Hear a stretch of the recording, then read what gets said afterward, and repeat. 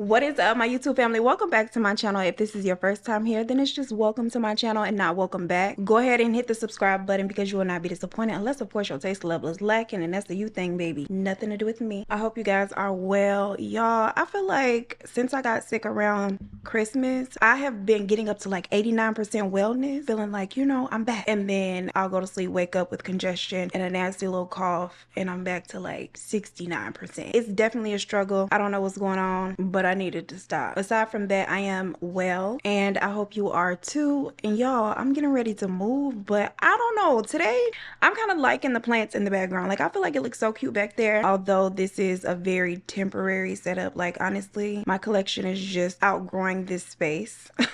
Me having the plants behind me was definitely never intentional, but it's working for now. And I feel like I'm gonna miss it when I move. And a lot of you guys asked me for a plant tour. It might look cute behind me now, but when I tell you this is chaos back there, and this isn't even all the plants, okay? I just don't feel comfortable doing a plant tour unorganized. But once I move and get everything situated and I'm feeling better about my space, I will definitely give a plant tour. For those of y'all that are interested, I might do like just a short. I don't know. I haven't decided yet. I'll figure it out. Also, before I get into today's case, I want to say thank you to everybody who sent me cards and Christmas gifts. They were greatly appreciated. Somebody sent me a box of like matching dog and owner socks. So cute, all of them. Child, y'all know Blue, he is willing to do, Blue is a team player, okay? He laid there with the socks on. He'll wear the socks. Bella, child, I had to wrestle the socks onto Bella, and then she literally jumped onto the carpet in my bedroom and started like kicking her feet and kick the socks into the living room. Bella likes to be butt naked at all times, okay? She's my child. But thank you for that. And the candy you sent, the Ghirardelli caramel with the chocolate, my favorite candy. So I appreciate that so much. I posted it on Instagram, and I also got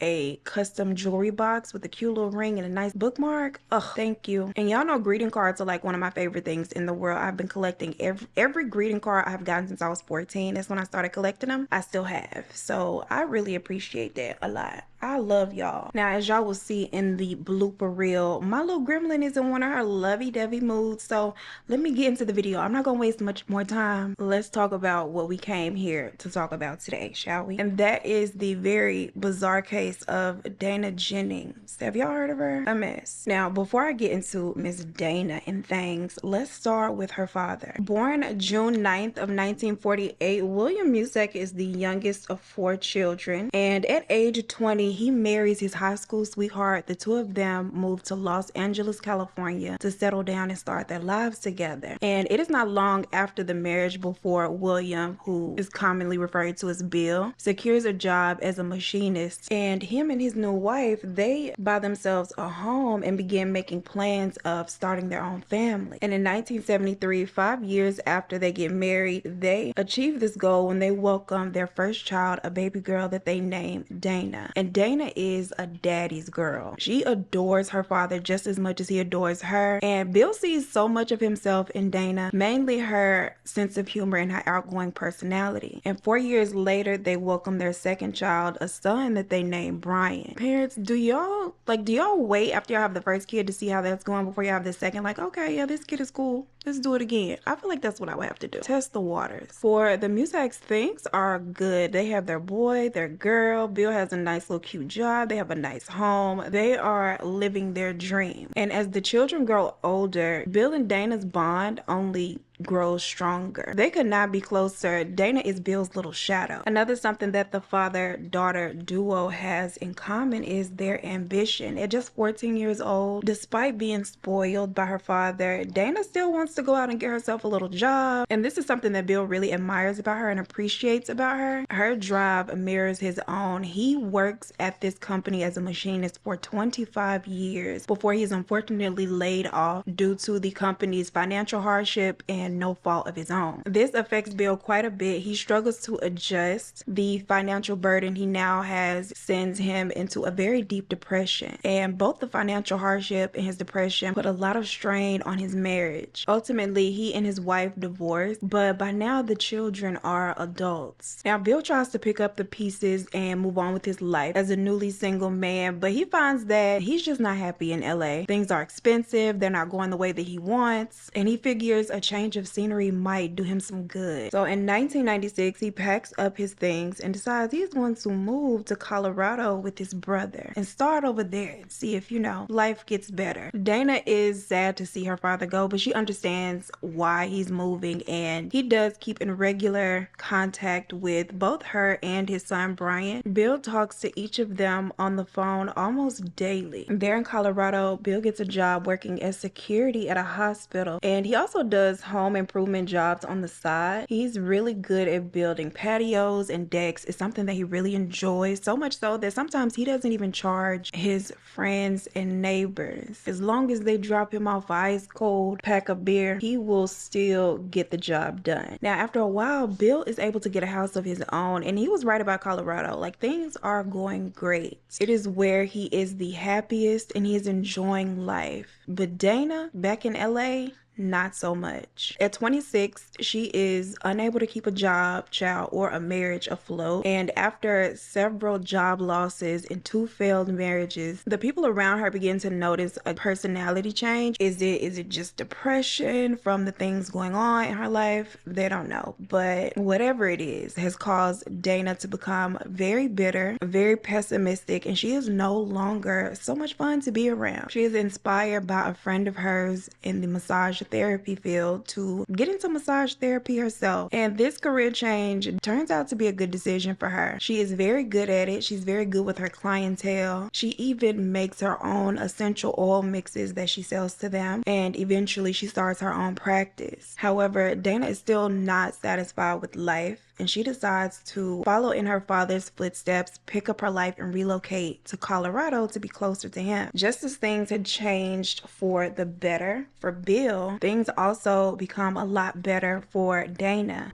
2 years in, her business is thriving, and not only that, my girl meets her new man, okay? She finds a new love interest, Joel Jennings. The two meet in 2002. Not only is Joel a hit with Dayna, Bill also loves Joel. In 2006, 4 years after meeting, the two of them get married, and in 2011, they welcome a baby girl. Dayna appears to be the happiest she has ever been, but just as with her previous marriages, child, the good times do not last. 8 years in, things turn sour, and in 2014, they divorce. When they do, Dayna reveals to everybody that things were not as happy as they appeared from the outside. She tells them that Joel was not as great of a guy as he seemed to be, that he was impossible to live with among other character flaws, which is news to everybody, but they figure, she lived with him, so maybe she knows better than I would. But her family notices that this is the pattern with each of her marriages. Each of her husbands seem like great people, like everybody loved them, had great experiences with them, and things were great until they just weren't anymore. All of a sudden, she has all of these negative things to say. Joel and Dayna, after the divorce, split custody of their daughter, and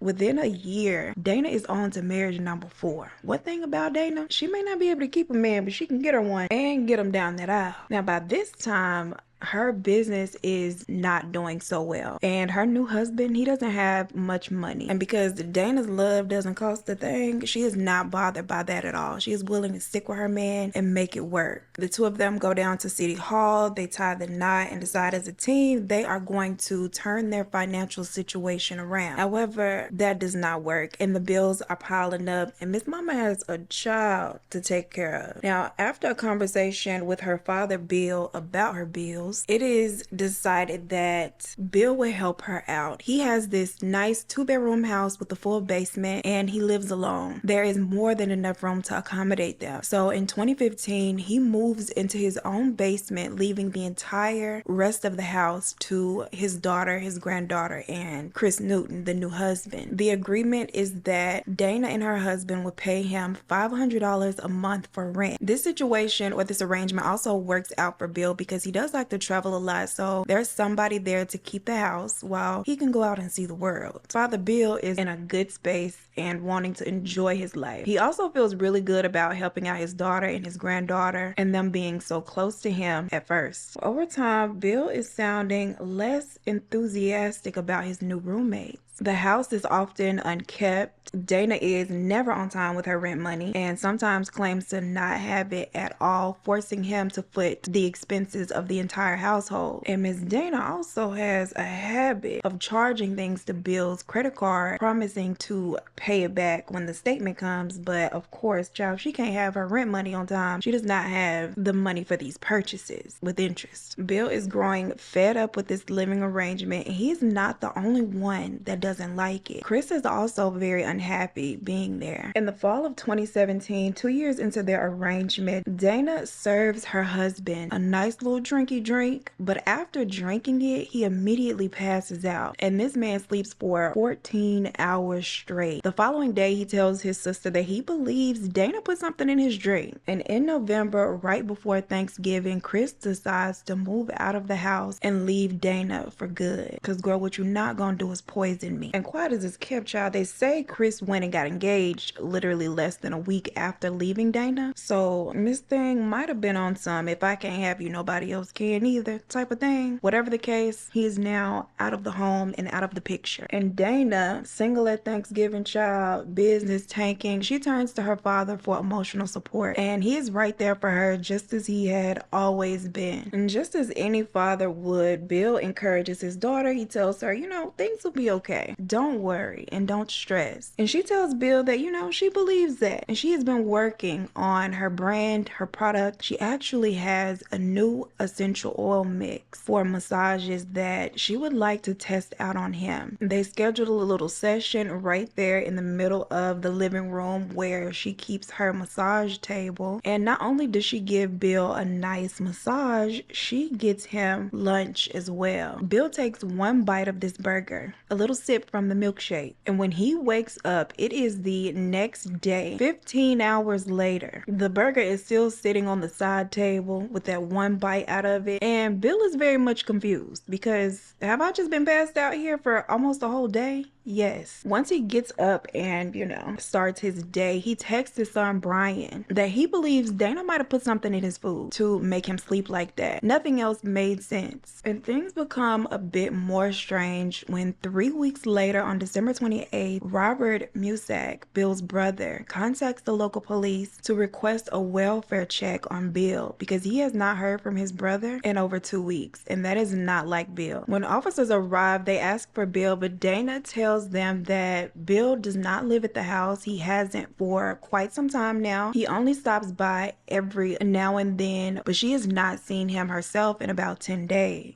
She also tells the officers that Bill had lost his phone and that she had found it inside of the house somewhere, and that is why no one has been able to reach him because he has not been back by the house to pick it up. But she has it there with his mail waiting for him. She also mentions to the officers that even at the age of 69, Bill gets around, okay? He likes to travel. So it is very likely that he is on a trip somewhere enjoying himself, even without his cell phone. Nothing seems suspicious to them, so they accept this and they leave. The following day, they receive a second phone call in regard to Bill's whereabouts, and this time it's from his son, Brian. Brian spoke to his father at least 5 days out of a week, and the last time he heard from him was the day that he had told Brian about his suspicion that Dayna had put something in his food. To not hear from Bill for 3 weeks is just completely out of the ordinary. When they tell him that they had been by the house to check on Bill and what Dayna had said, Brian does not accept that. He tells them that he believes his sister knows exactly where their father is and that she's just not telling anybody. He also feels like it's quite concerning that she herself, who spoke to him all the time, has not spoken to him allegedly in 10 days, but she's not worried either because it is not like Bill to just go missing. This time when officers go out to the house, Dayna is not so quick to open up the door. Instead, she talks to them through the door, is very hesitant to open it, but after a while she does. She tells them that she does not know where her father is, but he oftentimes goes camping in the mountains with his friends friend Martha, who has property out there. The two of them will go out there often, but he does not let her know his every move, so she doesn't know for sure. But if she had to guess, that's where he is. Unfortunately though, she does not have any of Martha's contact information. She doesn't even know Martha's last name. So beyond this information that she is giving them today, she really can't help them. When the officers ask her to come inside for a second, she lets them in, but she warns them that the house is a mess. And that's an understatement. When they walk in, it is clutter and filth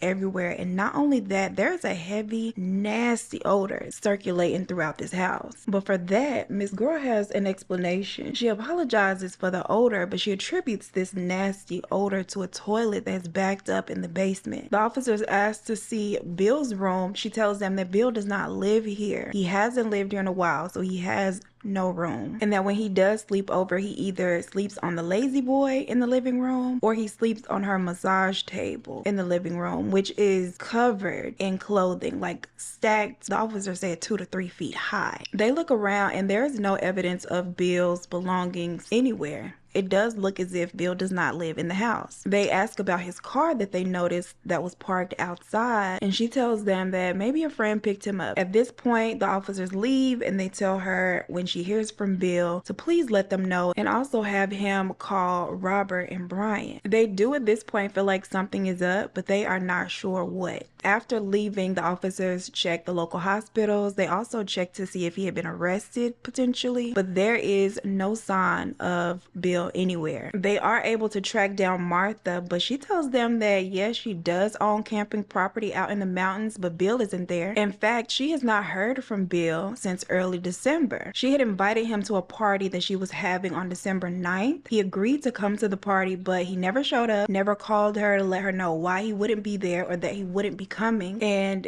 she had just never heard from him again, which she tells them, like everyone else, this is out of the ordinary. This is not like Bill. Officers go back to update Dayna, and she has an update for them as well. Bill has been by the house. Now, she didn't get a chance to see him or speak with him, but the rent money is gone from the counter, as is his cell phone, along with his mail. They asked Dayna if she is willing to give a written statement, and she agrees, but she never actually writes anything down, and once they pressure her to start writing, she becomes annoyed. She tells them that she is done answering questions, and it's about time for them to leave. With this update from police, Robert decides to go forth with filing a missing persons report for Bill, and they also pressure the police to put more pressure on Dayna. They're unsure why Dayna is so nonchalant about her father's disappearance, but they feel like something has happened to him, and they're not gonna sit around and just hope for good news. On December 30th, police make yet another trip out to the house to speak with Dayna, but this time she does not allow them in. She does not talk to them, and they are forced to now shift their focus to Bill's friends and family. And with this, they find a lot of interesting information. His friend Don tells them that he had recently spoken with Dayna and had asked about Bill, and Dayna had told him that Bill was in Arizona on a trip visiting a friend. Now, was he aware that Bill knew anybody in Arizona? No, but if his daughter is saying this, then he must, right? And as more time passes and Dayna is not becoming at all concerned about where her father is, Brian begins to suspect that his sister not only knows, might have actually had a hand in his father's disappearance. And he starts to think back to that text where Bill has suspected that she had tampered with his food. And he gives a bit more insight to the current state of Dayna and Bill's relationship. He and his father had recently been speaking a lot about the tension between Dayna and Bill and all of their problems. Her not having rent, her keeping the house a mess, her mood swings, and how he was beginning to regret letting her move in. And he wasn't the only one that was unhappy and venting to Brian. Dayna had also been venting to Brian about Bill. She claimed that Bill had become emotionally abusive. According to her, the two would have disagreements, and afterward, Bill wouldn't speak to her for days. And this is what she was referring to when she said he was emotionally abusive. Her receiving the silent treatment, that was something that she just really did not like.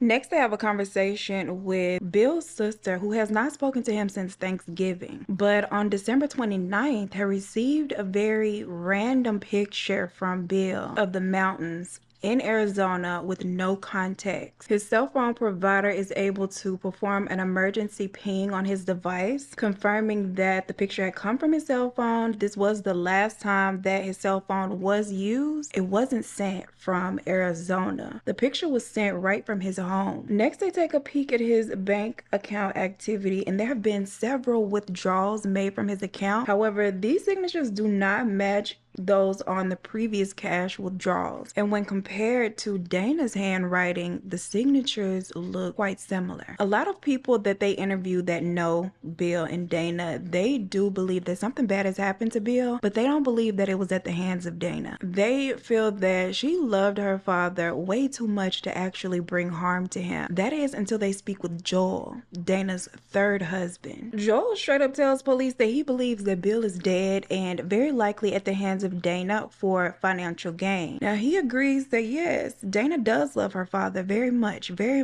is a daddy's girl. However, he does not put it past her still. He says that she recently lost her business and had not worked since the beginning of December. Her husband Chris had just left her, quiet as it's kept for another lady, and he says that Dayna is very impulsive. She's very unpredictable, and she will switch up on you like that. She could go from loving you so dearly to just hating you with little to no apparent reason. That this is the way that she operates with her marriages, with people in general, and she does not feel like Bill is an exception to this. Joel feels that if there has been conflict and friction between her and Bill has been pressuring her to have that rent money, Joel really thinks that that is enough for her to have snapped and done something horrible to him. He also tells them that he had been by the house recently for his child and noticed that she has pulled up the carpet in there. At this point, they obtain a search warrant for Bill's house. Maybe that light behind me was working against me. I had to get her up out of here. On January 10th of 2018, they returned to the house, this time with the warrant in hand, and the first thing that they notice is that the stench has gotten a lot worse, like unbearable. But just as before, Dayna is there acting like child is not really there and nothing is going on out of the ordinary, and they actually match her energy. They act like, you know, we're not accusing you of anything, but we do have a search warrant and we just like to talk to you separately down at the station in the meantime. She is very jovial, she's very compliant, and willingly goes down to the station while they carry out the search. The very next thing that they notice, which strikes them as odd, is construction materials there at the home. They also see that the carpet and now the floorboards as well have been pulled up, and this odor is getting stronger and stronger as they get closer to the basement, specifically a crawl space down there that has been covered with a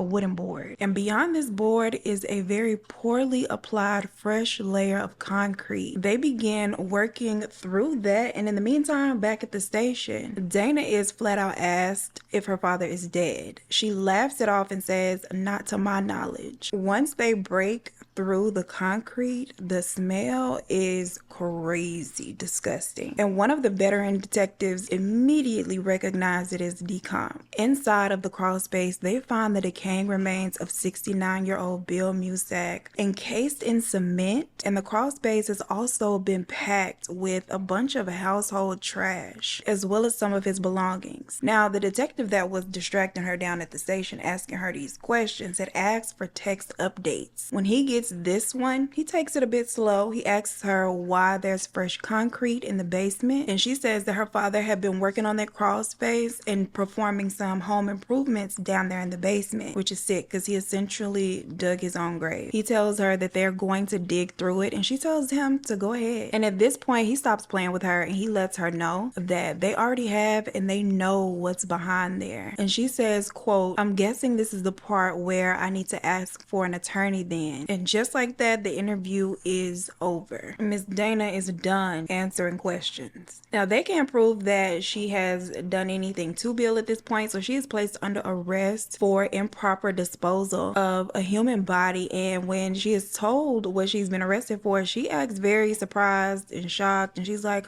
"Oh my gosh, he's dead," as if she didn't know. An autopsy is performed and there is no obvious physical signs of like injury or cause of death, and the standard toxicology reports, they don't show anything either. They subpoena Dayna's cell phone and laptop and perform a full download. The search of her phone reveals some very damning Google searches. December 9th, she searched, how long does it take a human body to decompose? She had also been searching asapromazine, which is a horse tranquilizer that she had ordered off of eBay in November, and she had very thoroughly researched the effects that it has on the human bodies. Now, this tranquilizer is used exclusively in vet medicine, and if ingested by a human, causes seizures, slow heart rate, respiratory depression, heart attacks, coma, and death. They go back and test for it specifically, and there is enough in his system to have taken down several horses, let alone a human. And at this point, her charges are upgraded, and Miss Girl has no type of reaction and shows no signs of remorse at all. A lot of people that know them personally, they're very shocked to find that Dayna had done this to her father, because she was daddy's little girl, even as an adult. Even those people who felt like in their spirit something bad had happened to him never would have guessed that it was in the hands of Dayna. July 8th of 2019, Dayna has her first day in court, and she is facing life without the possibility of parole. The prosecution paints the picture that this was about money and financial gain, and they used the timeline of her searches to prove that this was premeditated, something that she had planned on for weeks at least, and that she laced not only her massage oil, that new concoction that she had, but also Bill's burger. And when it didn't work the first time, she did it again, but up the dosage. Now in court, Dayna does not deny causing her father's death, but her defense says that it did not happen the way the prosecution said, and it was definitely not on purpose. They said that she had no intention of harming her father. She had purchased the tranquilizer to help him, actually, because Bill had been having trouble sleeping. She just wanted to help her father sleep, but she had accidentally overdone it on the dosage, and when she realized that, she panicked. After Bill died, she didn't know what to do. She was afraid of being in this very position that she is today in court. So she made the terrible decision of just stashing him in the basement. The jury does not buy this for 1 second. She is found guilty and sentenced to life plus 6 years without the possibility of parole ever. She never shows any signs of remorse, never reaches out to any of her family to apologize or further explain. Child, Dayna just goes to jail without pass and go or collecting $200. Her third husband, Joel, is awarded custody of their daughter, and everybody thought that things were over and done with. In April of 2023, Colorado's second highest court reverses her conviction. According to them, the search warrant police used to uncover incriminating evidence from her cell phone was unconstitutional. A 3-judge panel agrees that the search warrant was overly broad, it was not specific, and that search warrants should describe particularly the place to be searched. It's not a free-for-all, and their unlimited search of her cell phone was a violation of her Fourth Amendment right. So with this, she has been granted a new trial where there is a chance that the results of that search warrant might be deemed inadmissible in court, and that might change things, because she didn't say she didn't cause his death. She said that it wasn't her intention, and without their proof that she had been searching things beforehand, it'll be kind of hard for them to prove that she had actually planned this out. That could very well make the difference between her getting out of prison eventually, but hopefully she won't. Okay, and I will keep you updated and posted, because I don't think that trial has begun yet. We shall see how it goes.